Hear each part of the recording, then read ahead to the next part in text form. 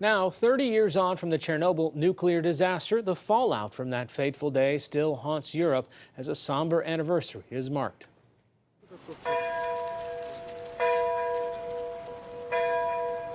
Bells tolled 30 times in Kiev, once for each year since the world's worst nuclear disaster.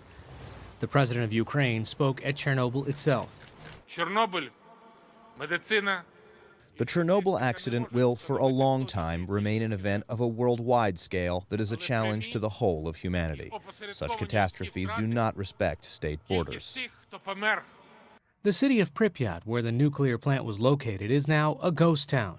It sits in the middle of an uninhabitable exclusion zone, where hundreds of towns and villages in Ukraine and Belarus were forced to evacuate.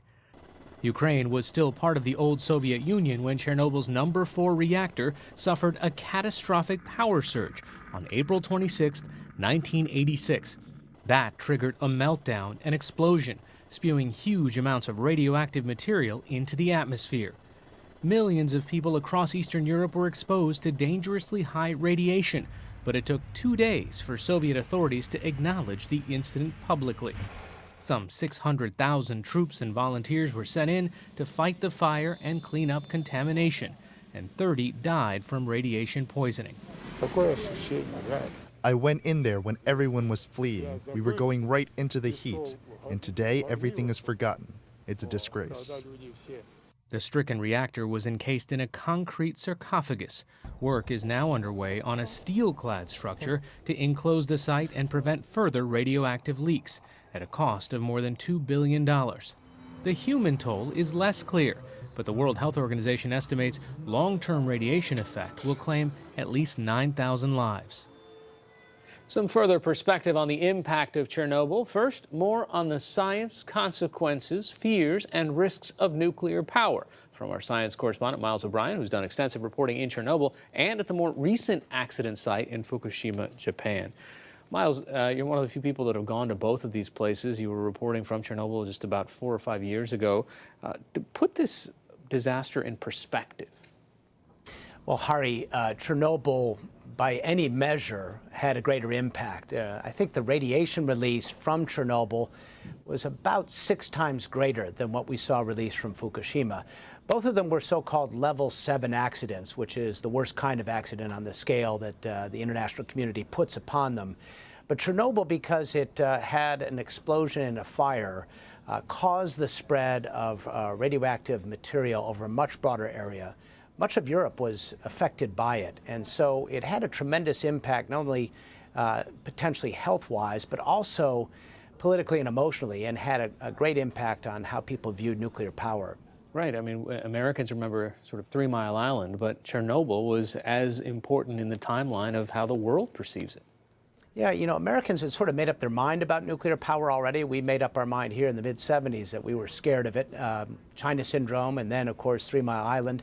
Of course, 3 Mile Island, there was a barely measurable amount of radiation that escaped from the containment vessel. In the case of Chernobyl, there was no containment vessel whatsoever. And so there was a big amount of radiation which came out, and it really laid the groundwork for the reaction that many Europeans had toward Fukushima 25 years later. You saw the Germans, most notably, pulling the plug on their nuclear program. A lot of that has its roots in the fact that they were under a cloud of cesium-137 30 years ago. You know, that sarcophagus that you mentioned, that was only supposed to be there for 15 years. It's still there now, and it's still leaking. It is, and seeing it with my own 2 eyes 5 years ago, it was pretty scary, frankly. It looked like something from Mad Max, and it was hastily built, to say the least, by these liquidators, true heroes, 600,000 conscripts who went in there and shoveled for short periods of time, many of them with devastating consequences later in the form of cancer. And it is still there, it is not safe, and this new structure, which eventually will cover it, will be an improvement for sure. So where is nuclear now, 5 years after Fukushima, 30 years after Chernobyl? You know, it's interesting, Hari. Things have changed a little bit on people's perception of nuclear. It's easy to take Chernobyl out of the mix for one thing. That was a bad reactor design. We can all agree it was unsafe to have any reactor without a containment structure. There's still 11 of those types of reactors running in Russia now, but the West never adopted this type of graphite moderated reactor.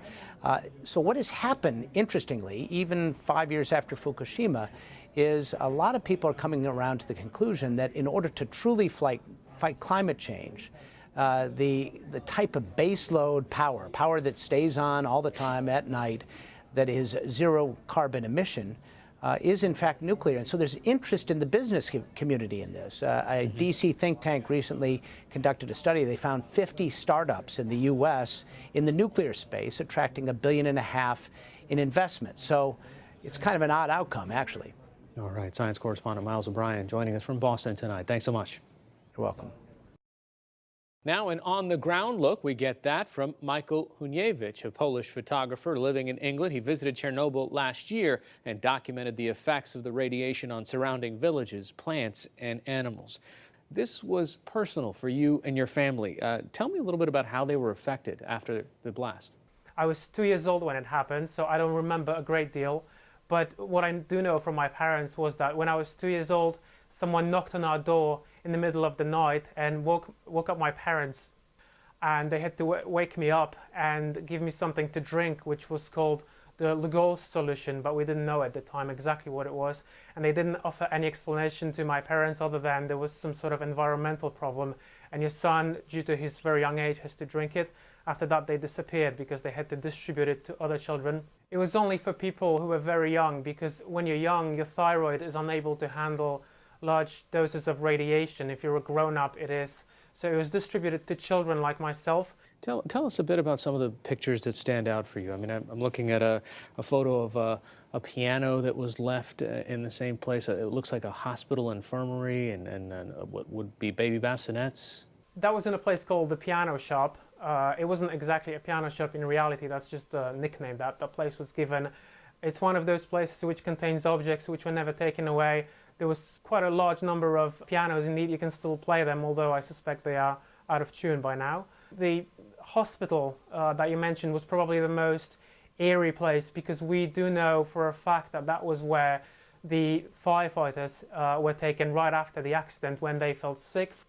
They were brought to that hospital, they were shaved, stripped, and later they would be taken to the Moscow hospital number 6, which specializes in radiation poisoning, acute radiation poisoning.